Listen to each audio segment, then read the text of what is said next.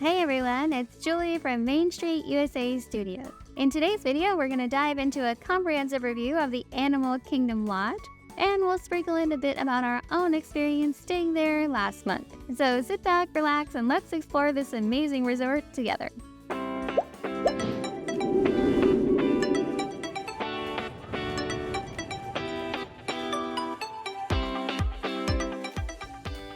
We've added chapters so you can skip sections that aren't relevant, and sometimes it helps to use a faster playback speed in YouTube if you are reviewing many hotel options. So let's start with the basics. The Animal Kingdom Lodge is a Disney resort property themed around African wildlife. It is part of the Disney World Resort Complex. Specifically, it's situated near Disney's Animal Kingdom theme park. Let's clear up some confusion up front. The Animal Kingdom Lodge is huge, and it has two sections that are both part of it. One is Jambo House, and the other is Kidani Village. When the resort opened in 2002, Jambo House was the only area of the resort, and it wasn't called Jambo House then. It was just known as the Animal Kingdom Lodge. In 2009, the Kidani Village expansion area of the hotel opened, and the original area was renamed Jambo House. We'll get into the detailed differences of each area, but the high level is that Jambo House is regular hotel rooms and has some DV-style villas. Kidani Village only has DVC-style villas. In terms of location, this hotel is super close to Disney's Animal Kingdom Park. It's so close that some folks mistakenly think they're connected. However, they're not, and unfortunately there's no walking path. But there is a bus to get to the park. The fact that it's not walkable is a bit of a downside for us. Although it's considered a deluxe hotel, it's actually one of the more affordable options among the deluxe hotels on Disney property, tying with Disney's Wilderness Lodge as the two cheapest deluxe properties most of the time. We think the lower price might have something to do with its lack of direct park connection. If you're heading to the resort from Orlando International Airport, expect about a 30-minute drive via rental car or rideshare. And note, the previously complimentary airport bus service to Disney resorts has been discontinued. However, you can still book transportation through Mears Connect, a paid service not affiliated with Disney. You can visit mearsconnect.com to make those reservations. If you are driving to the hotel, self-parking is free and valet parking is $39 per night. The cost of rooms at Disney's Animal Kingdom Lodge can vary a lot depending on time of year, room type, view, and any available discounts or promotions. Generally, prices for standard rooms at the Animal Kingdom Lodge can range from around $300 to around $600 per night. But this is just a rough estimate, and prices can fluctuate significantly. Rooms with Savannah views or larger suites will obviously be more expensive. Right away, when you drive up to the hotel, you notice the amazing theming. The bell service at the hotel is very attentive and helpful. As soon as you step into the lobby, you can feel the theme of the resort all around you. The lobby is big and open, stretching over several stories. Its lobby is similar to the Grand Floridian, Grand Californian, and Wilderness Lodge, which were also designed by the same architect, Peter Dominic. At the Animal Kingdom Lodge, Dominic did a great job of making everything fit together just right. When you arrive, it's like stepping into a story about an African crow on top of an extinct volcano.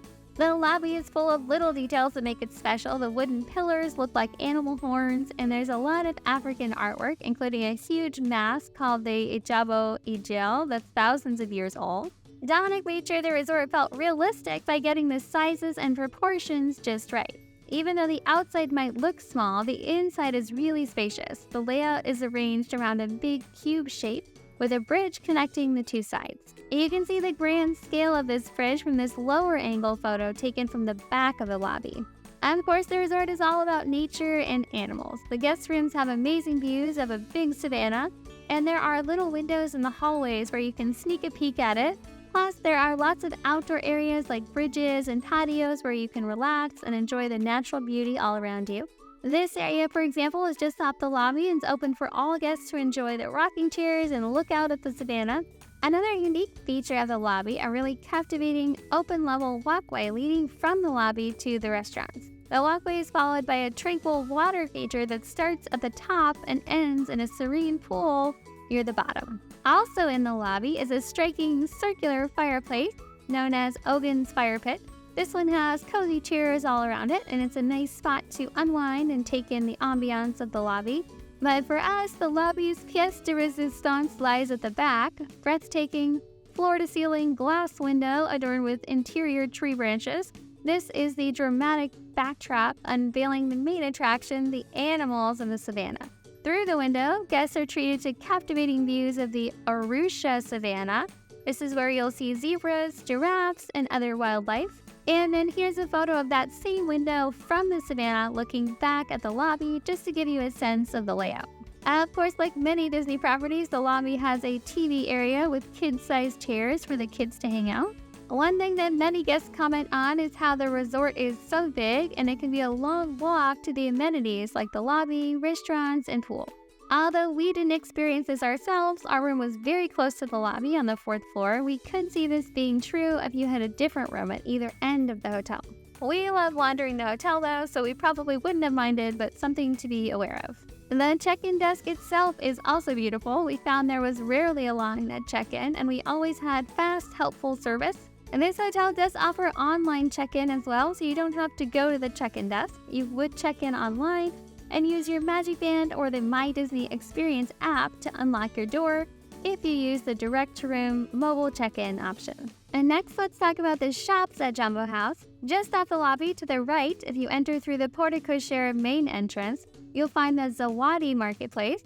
This is the one and only shop at Jambo House. There is a store at Kidani Village as well. Although there is only one store, it is very large. We like how big it is since it's hard to get any other shopping done without a bus or a car. It has unique African-made art. You'll find a good selection of clothing, toys, accessories.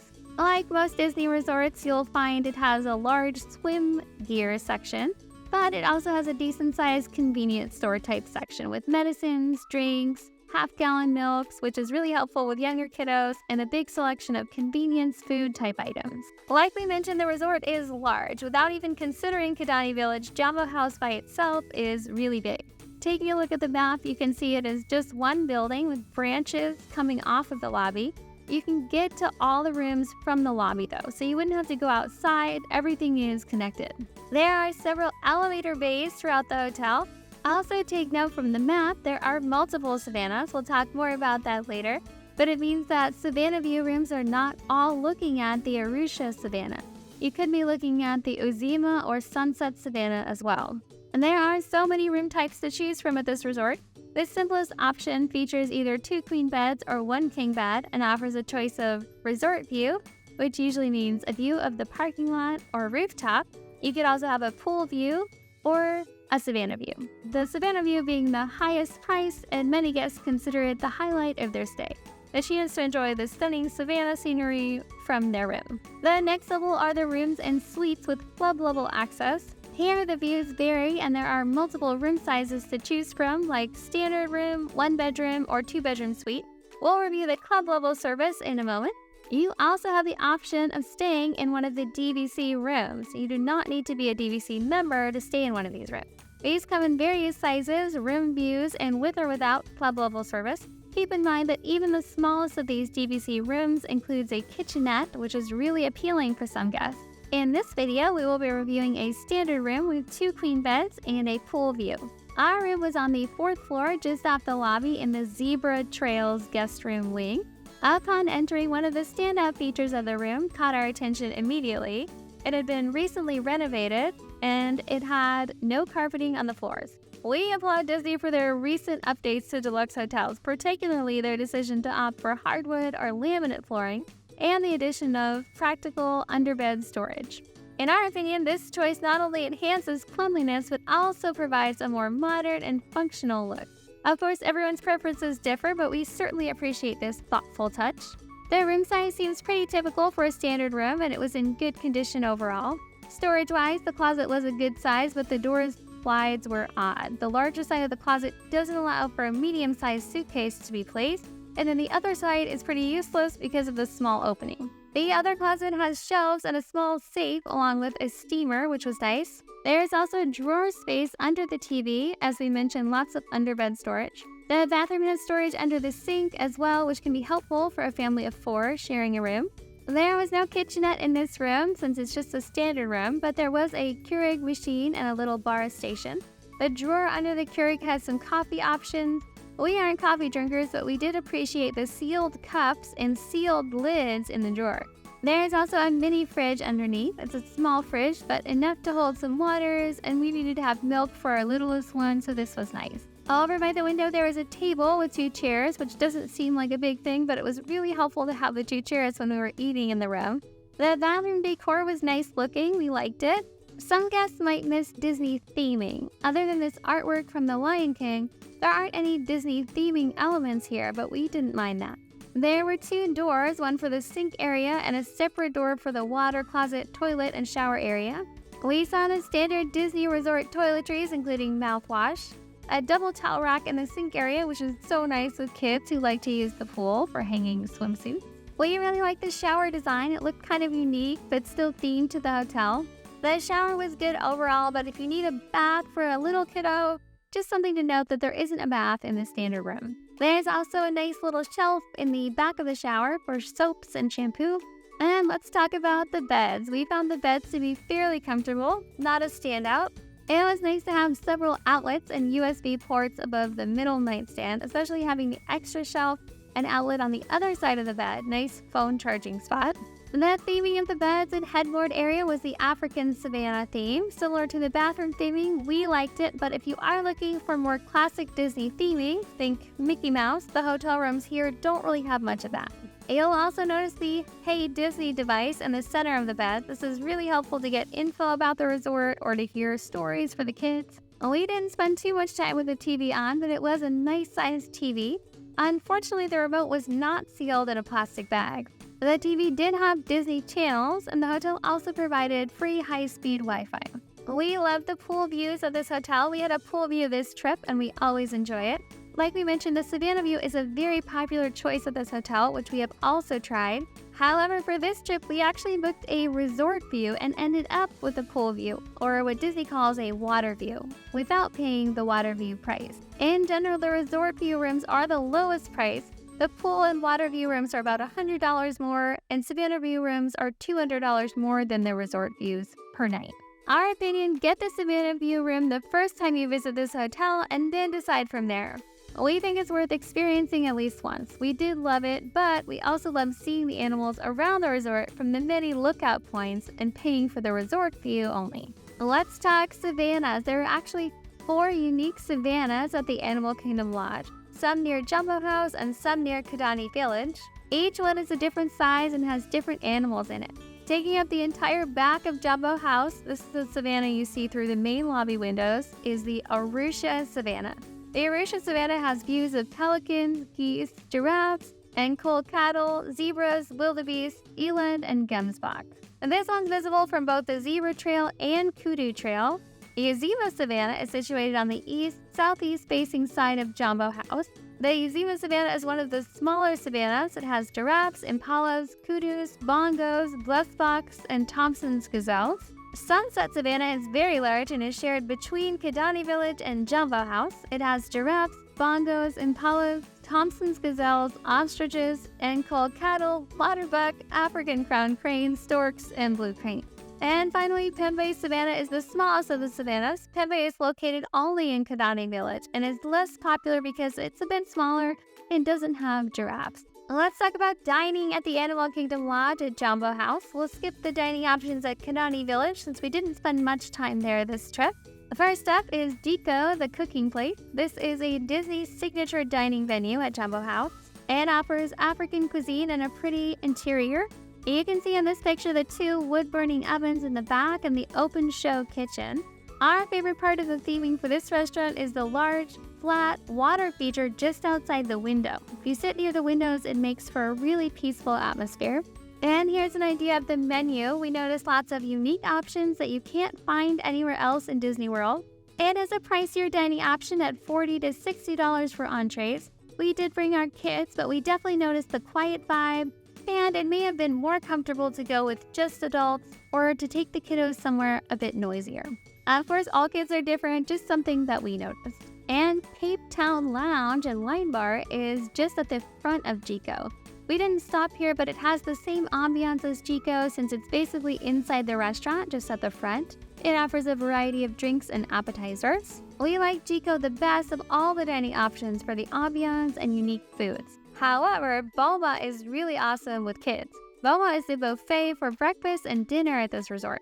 Breakfast costs $37 plus tax and gratuity for adults and $22 for kids. It does not have characters though, so depending on if you want characters, this may be a ding. We love the theming though, it's so themed. There's a bridge to enter with water under it, huge thatched roofs. It's seriously themed around the African Savannah.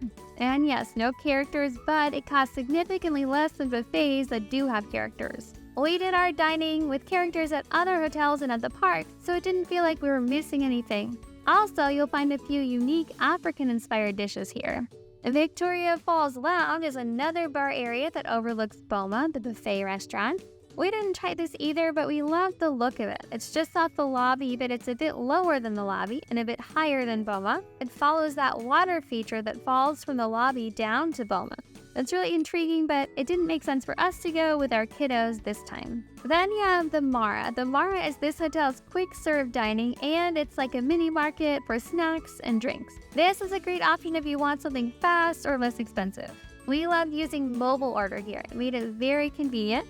There are also tons of tables, which was really nice. Something that can be frustrating at the parks to find tables, so it was nice to have ample seating here. The Mara also has the really popular zebra domes in the fridge area. Everyone raves about these, and they do look kind of cool. It's located near the Uzima pool at Jambo House. There's also the Uzima Springs Pool Bar, which is right next to the Uzima pool at Jambo House. This is a super cute spot with a large thatched roof. You can get fun frozen drinks and lots of cocktails here. There's an actual bar with stools as well as tables. The one restaurant we didn't mention is Savannah, which is at Kidani Village. It's a long walk to get there, or you can use the hotel's shuttle service. But we have heard from many guests that Savannah is worth a visit just for the Indian-style bread service they offer, which has 5 different types of Indian bread and 9 different dips. We did not get to try it this trip, but it is on our list. We'll do a brief review of club-level service rooms at the Animal Kingdom Lodge. Club-level service is a room type you can book. All club-level rooms have access to the Kilimanjaro Club, which includes complimentary refreshments throughout the day. The Kilimanjaro Club is located on the 6th floor of Jambo House and looks out over the beautiful lobby. There's a lovely coffee and drinks area. There's lots of food options that change throughout the day. There's also candy jars and whole fruit to take on the go. We saw warm food like lamb stew and pork. There was a crackers and cheese station with honeycomb, which seemed kind of unique. A wine and beer counter. There's a big TV and a little TV for the kids. We found it to be similar to other deluxe resort club levels. The cost is worth it if you use the Kilimanjaro Club a lot for eating. We found that when you're out all day at the parks or at the pool, it's not always convenient or a good use of time to come here to eat. So we don't get the value out of it. We typically like to try club level the first time we stay at a new deluxe resort because it's fun to experience. You do also have access to a dedicated concierge staff if you book club level. Savanna Massage and Fitness Center is the gym available at Animal Kingdom Lodge. It does say on the website that they offer limited massage and facials, but there isn't a big spa facility. With relaxation rooms or anything, the services are in your room. The fitness center itself is lovely, very large, and almost always empty. There's also a large arcade called Pumbaa's Fun and Games near the Mara as well. Let's talk about the pool. The Uzima pool is the one and only pool at Jambo House. The pool was not our favorite of the deluxe level hotels, and sort of one note, very large, but it doesn't meander the way other pools do, like Stormalong Bay, for example. There is a water slide tower, but it drops you into that one big pool. The seating is crowded here, but we have seen that at all deluxe Disney hotels, depending on the season. We did like the aesthetic of the Uzima Springs pool bar. That looked really themed with a thatched roof. There's also a separate spa area, somewhat separate from the main pool. We also liked that the Hakuna Matata playground was near the pool for another fun kids activity. Overall, we love staying at the Animal Kingdom Lodge. It's an expensive hotel and can be extra expensive during peak seasons like Christmas and summer. The other main con besides price is location. Many guests don't like that you are at a deluxe resort with no park access except the bus system. For example, the Grand Floridian, Contemporary, and Polynesian have the monorail, Other hotels like the Yacht or Beach Club have boat transfers or are close enough that you can walk to the park. That is a big deal. It takes time to take buses to all 4 parks. But on the other hand, this hotel costs less than most other deluxe resorts. It's definitely something to consider. The reason that we keep coming back is that it's so unique. The architecture and designs are amazing, and it's really special to see the animals each day up close. It's definitely a special experience. For us, it's absolutely worth staying at the Animal Kingdom Lodge. If you like this video, make sure to subscribe for more.